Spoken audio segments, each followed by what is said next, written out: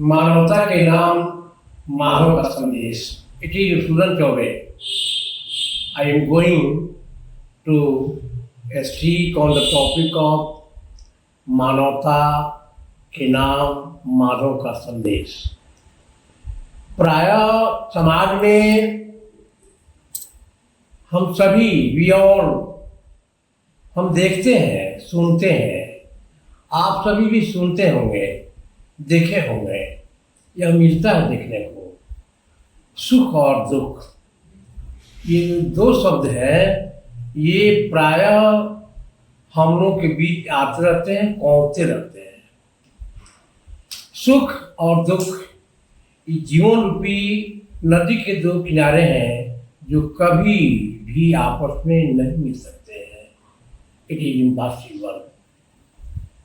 चूंकि यह प्रकृति की देन है। जिन्होंने इस सृष्टि की रचना की है, स्वयं वे इसको इग्नोर नहीं कर सकते हैं, परिवर्तित नहीं कर सकते हैं। भला आप और हम कैसे? सुख और दुख। अब देखें, दिन है, रात्रि है। अभी रात्रि है तो फिर दिन का प्रकाश भी देखने को मिलेगा। कैसे? यह हमारे धैर्य पर निर्भर करता है। हम धैर्य रखेंगे, पुनः सुबह की बेला देखेंगे, प्रकाश की रोशनी देखेंगे, प्रकाश देखेंगे। जैसे सुख और दुख। ये धनी गरीब, ये तो हम सभी जानते हैं। We all know about this. इस साइकिल के पहिए है, गाड़ी के पहिए है, जो अनवरत, अनंत, सदैव एक रूप से चलते रहते हैं। ये अनंत है, अथाह है। वैसे ही ये जीवन है, मृत्यु है, जैसे सुख और दुख। ये धरा है, ऊपर अंबर है। कैसे एक दूसरे का विपरीत नहीं होगा? होना है और निश्चित होना है। यह तो प्रकृति की गिफ्ट ऑफ नेचर। जिन्होंने सृष्टि की रचना की है, उन्होंने स्वयं से बनाया है। हमको कहीं नहीं जाना है, हमको चिंतन करना है। संसार के लगभग सारे प्रश्नों के उत्तर स्वयं मिल जाएंगे, स्वतः मिल जाएंगे। सुख और दुख। सुख और दुख मन की उपज है। सुख और दुख ये शाश्वत जो आत्मा है, immortal soul, the part of God, so this is also immortal.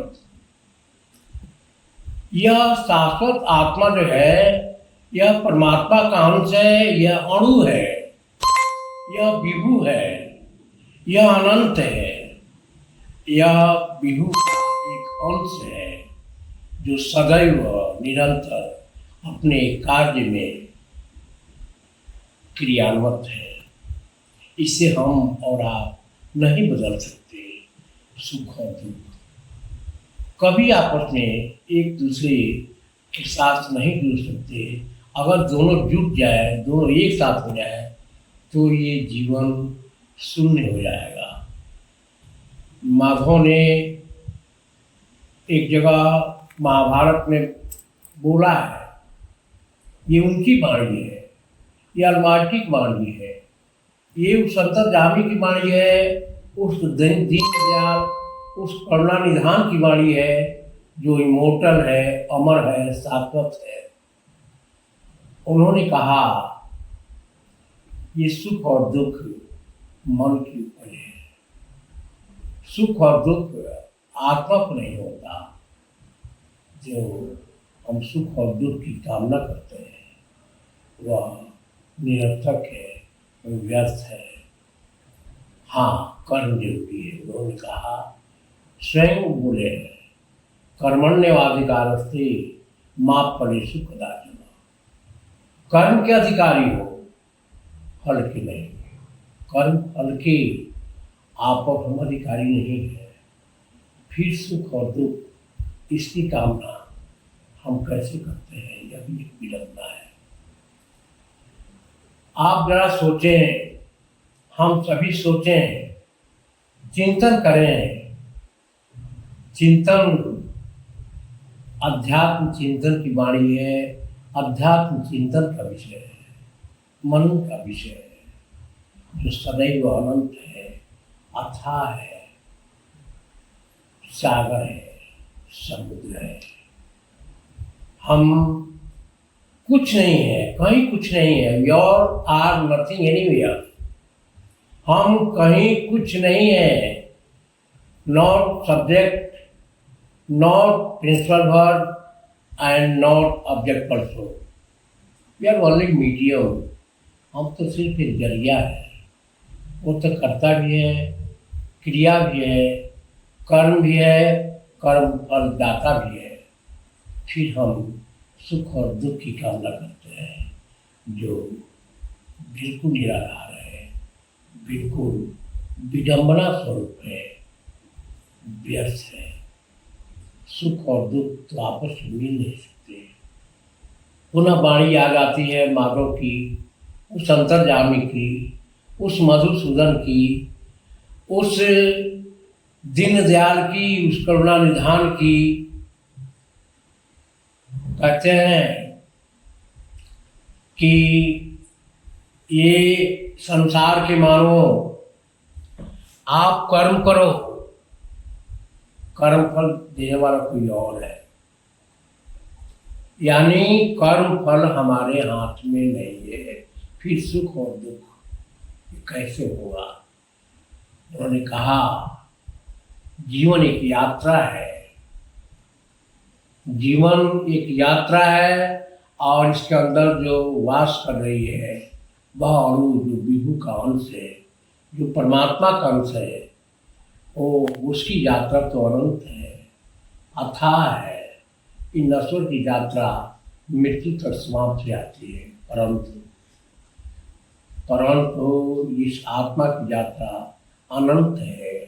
यह पुनः दूसरे जीव को धारण कर लेती है।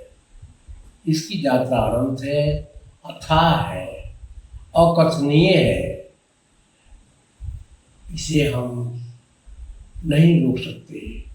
जीवन में उद्देश्य होना चाहिए। उद्देश्यहीन जीवन शून्य है। वैसे जैसे कोई गाड़ी है, उसके सारे इंजन, सारे तकनीक व्यस्त हो जाते हैं, रुक जाते हैं और गाड़ी स्वतः बंद हो जाती है। वैसे ही इस आत्मा के निकलने के बाद, इस शाश्वत आत्मा के शाश्वत अणु के निकलने के बाद यह शरीर ठीक वैसे ही पड़ जाता है जैसे सुख और दुख। सुख दुख के विषय में हम सभी सोचना छोड़ दें। यह तो स्वयं आएगा, तो प्रकृति की देन है। आप जरा आभास करेंगे, मेरा अपना अनुभव है। प्रातःकाल होने के पहले एक घोर तिमिर छाता है, एक अंधेरा छाता है और वह अंधेरा अपने एपेक्स पर रहता है, क्लाइमेक्स पर रहता है। उसके बाद वहाँ धैर्य जैसे ही हम धारण करेंगे, पुनः उजाले की तरफ हम बढ़ना आरंभ कर देंगे। जैसे सुख और दुख। दुख में हम धैर्य रखें। दुख इस शरीर को नहीं होता है, इस शरीर को होता है, शाश्वत अणु को नहीं होता है। धैर्य एक बहुत बड़ा शब्द है जो अपने आप में गौरवान्वित है और बहुत बड़ा मायने रखता है। हम धैर्य के सहारे रहें। धैर्य एक ऐसी सवारी है जो सवार को गिरने नहीं देती है और किसी के कदमों में झुकने नहीं देती है। हम धैर्य धारण करें, अपनी मंजिल को प्राप्त करें और सुख स्वतः मिल जाएगा। यह कोई जरूरी नहीं है कि हम काम न करेंगे। अपने कर्म को अनवरत रूप से करते रहें। 84 लाख योनियों में सबसे उत्तम योनि है मानव जूनी। मानव जूनी के बारे में गोस्वामी तुलसीदास ने लिखा मानस में। मानस एक ऐसा ग्रंथ है जो अटूट आस्था का ग्रंथ है, अटूट। उन्होंने स्वयं अति प्रयास, अपने घोर प्रयास स्वरूप साधना के बल पर यहाँ तक आया कि ये राम जो है अंतर्यामी, पूरे ब्रह्मांड में, पूरे कण कण में व्याप्त है, चाहे वह चेतन हो जड़ हो, आइदर लिविंग और नॉन लिविंग, बोथ, दोनों में ये शामिल है। इसलिए उन्होंने कहा सिया राम मैं सब जग जाने, कहकर लेखनी को विराम दे दिया, किंतु राम का दर्शन नहीं हुआ और वे इसीलिए आतुर थे। बताया जाता है कि वे स्वतः रामचरितमानस को माने क्या कहें फाड़ने जा रहे थे, किंतु वक्त आया, उनको प्रभु श्री राम का दर्शन होना था। किसी संत ने कहा कि आप बजरंगी का सहारा लीजिए और बजरंगी के माध्यम से उन्होंने पंचवटी चित्रकूट में से प्रभु श्री राम के दर्शन किए, जो सत्य है, अटूट है। आप तो जानते हुए, सब जानते हैं।